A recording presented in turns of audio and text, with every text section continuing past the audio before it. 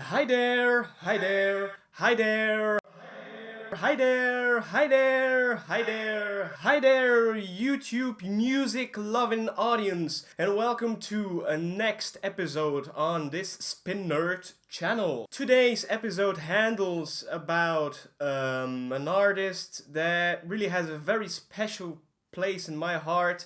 It's one of my favorite solo artists of all time. Yeah, this man changed music a lot about 50 years ago. He is so influential, a lot of artists, look up to this guy. This man has written over 500 songs throughout his career, and he has released 39 studio albums as well. Of course, we're talking about the great Mr. Bob Dylan himself. I am actually going to rank his studio albums, but of course not all of his studio albums, as this episode would be too long. So I've decided to really make a top 10 album list. If you would have, of course, another opinion about some of the albums I present here, or your list would have looked, very different than mine, please do not hesitate to comment in the comment section below. And if you're interested in more episodes like this, just really subscribe my channel. Alright, let's just dive right into it.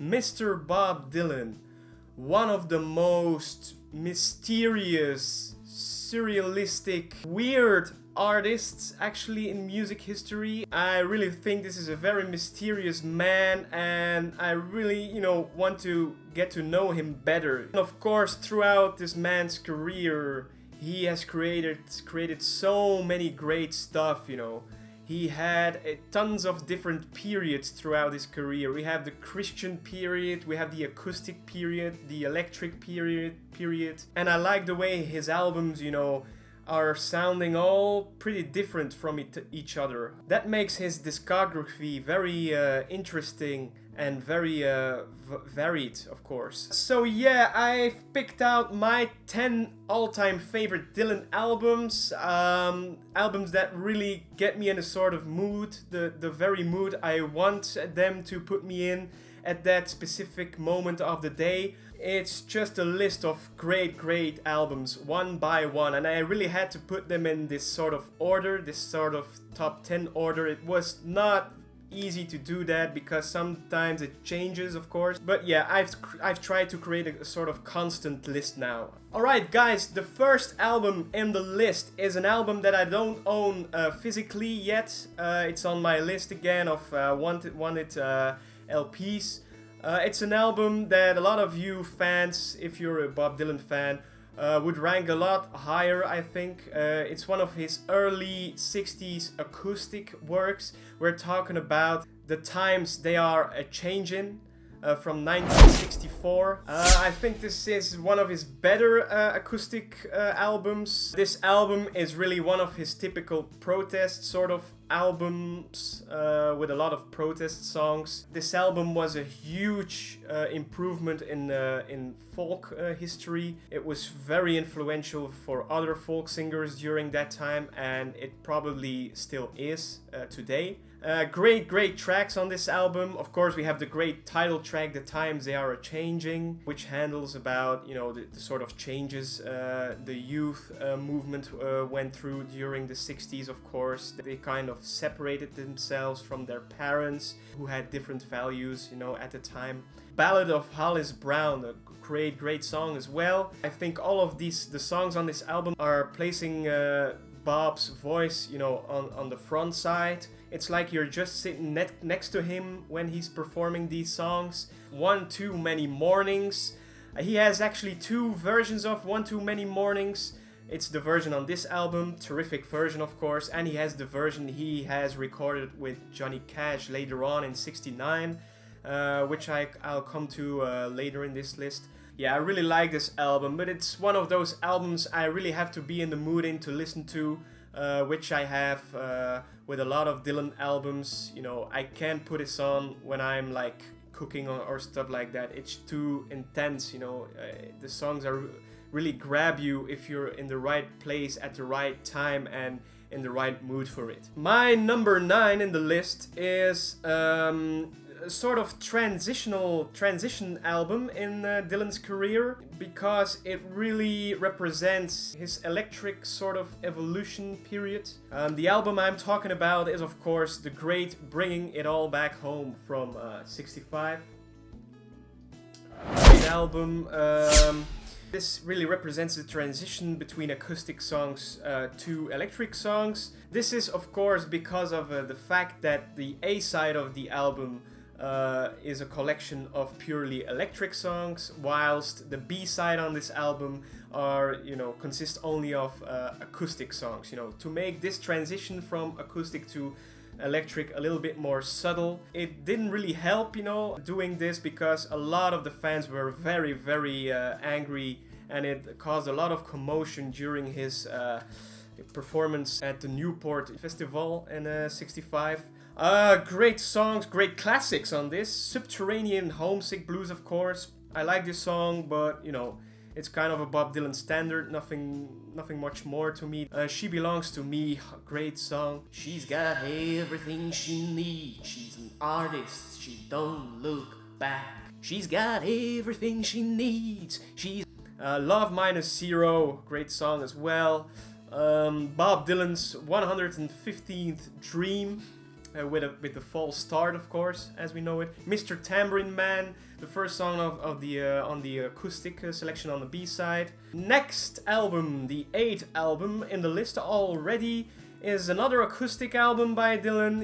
I rank the acoustic albums not that high because it's not really my most loved period of Dylan's. But this is my favorite acoustic album by Dylan. It's the one I mentioned earlier on. It's the Freewheeling Bob Dylan from 63. The album that came just right before the times they are a-changing. This is a Dylan classic, of course. It's a pretty long album as well, with pretty long songs, as we know his songs, or a lot of his songs.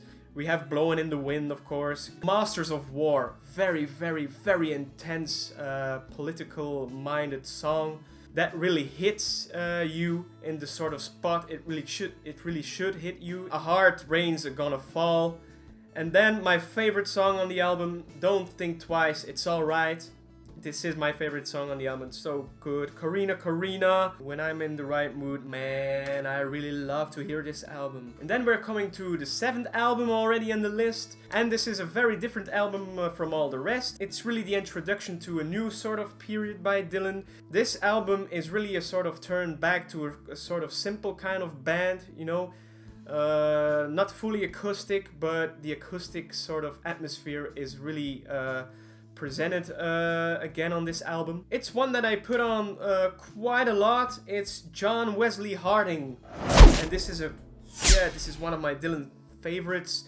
He had in 1966 he had a sort of motorcycle accident, and when he came out of that, he sort of changed in a sort of way. I don't know how to describe it, but you can really hear it on this album, that he sounds differently than on the albums that came before this one. It's really a lot of more serious stuff on this one, pretty religious stuff as well. And with this album, he really tried to make every sort of line in the song have a sort of meaning. By that I mean that he didn't really try to write lines just to sort of rhyme to other lines in the song, just to make it rhyme actually.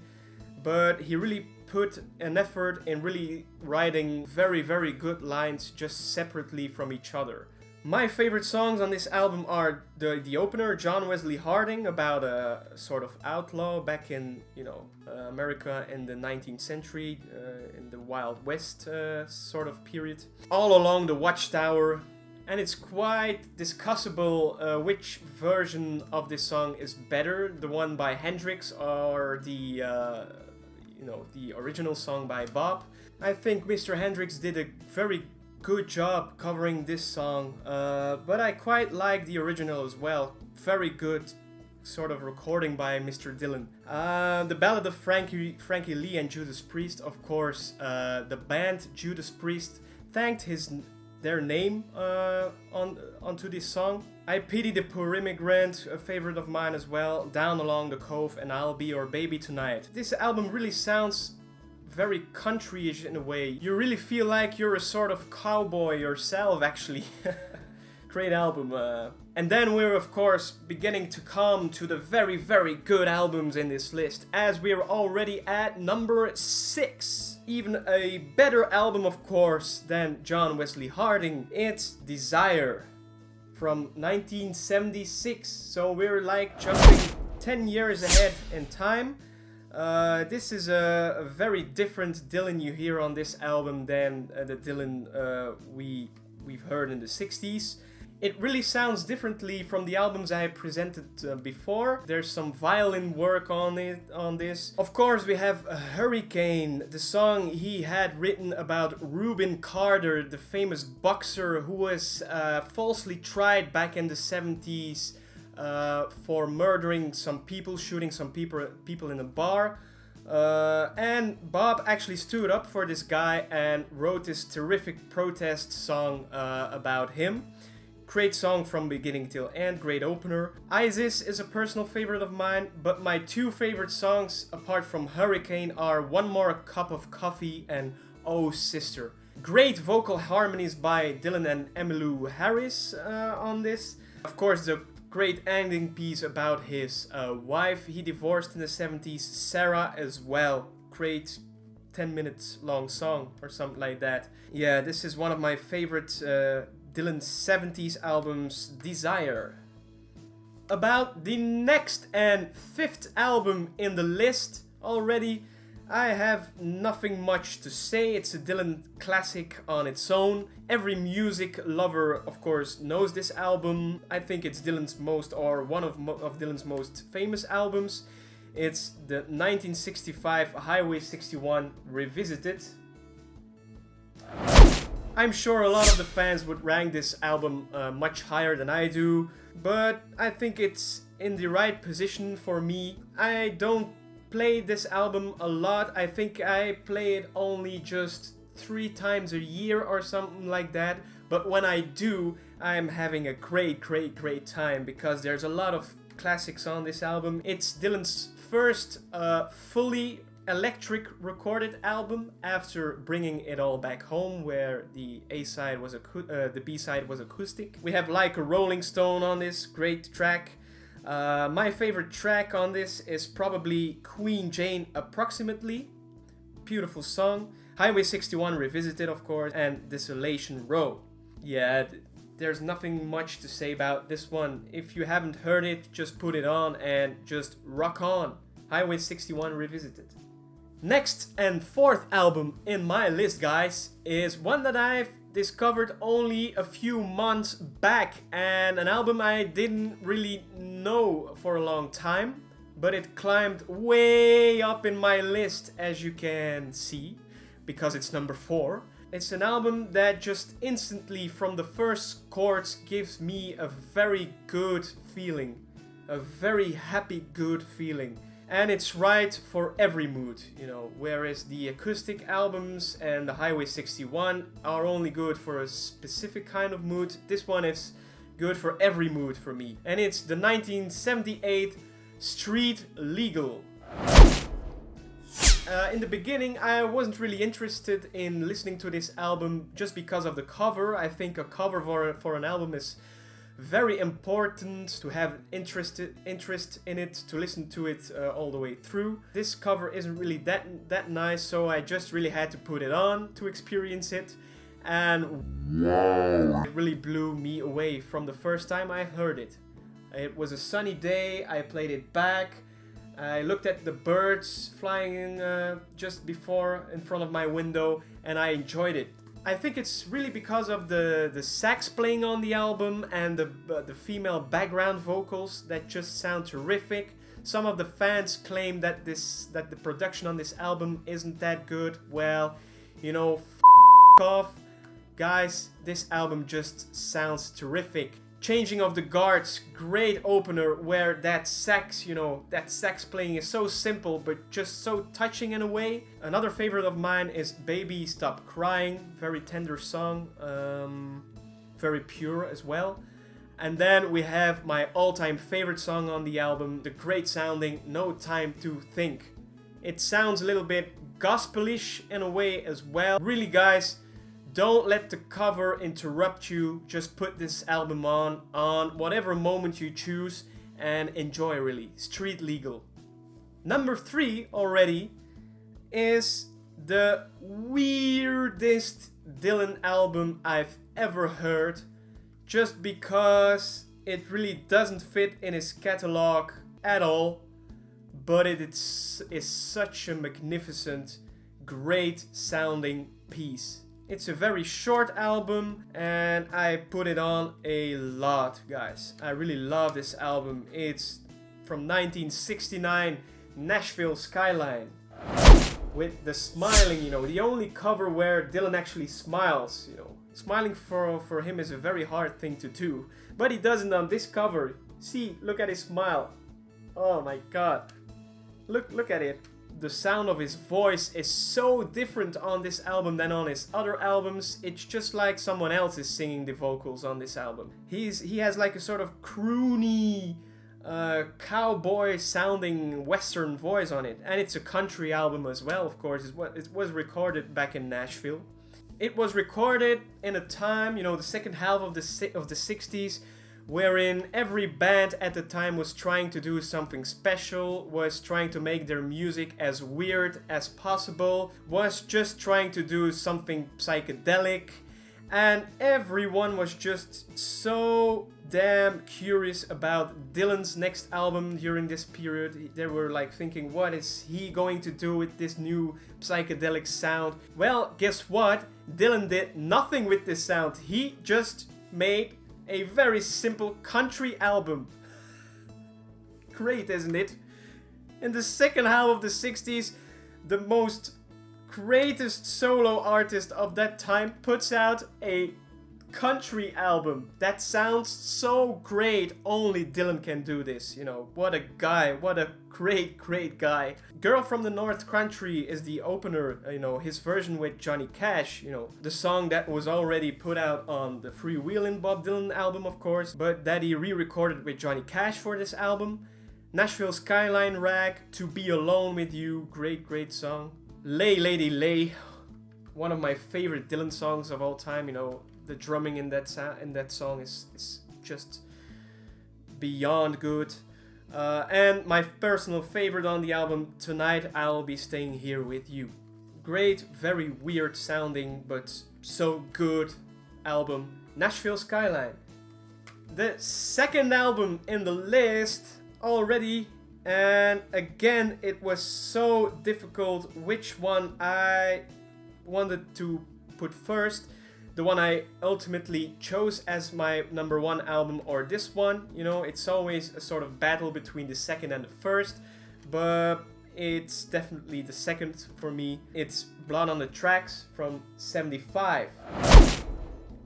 A great 70s album by Dylan. My favorite 70s album by Dylan. What makes this such a special album? Well, just the fact that it's his most personal album, because he was in divorce with his wife Sarah at the time, and you can really feel and hear his pain on this album. He really writes about the pain he's experiencing losing his wife, and it's very grabbing and very intense. Tangled Up in Blue, great song. Early one morning the sun was shining, I was laying in bed. My favorite song on this album, Simple Twist of Fate. You're a Big Girl Now. If you see her, say hello, and Shelter from the Storm. Yeah, this is Dylan just in pain. Dylan at his most personal moment. Just not right for every mood, you know, right for a sort of kind of down mood, or even an easy listening mood with a drink back in the sofa or something like that. It's time for my number 1 in the list. My favorite Bob Dylan album of all time. And it's already there for a couple of years. One of the most long albums in length, I think.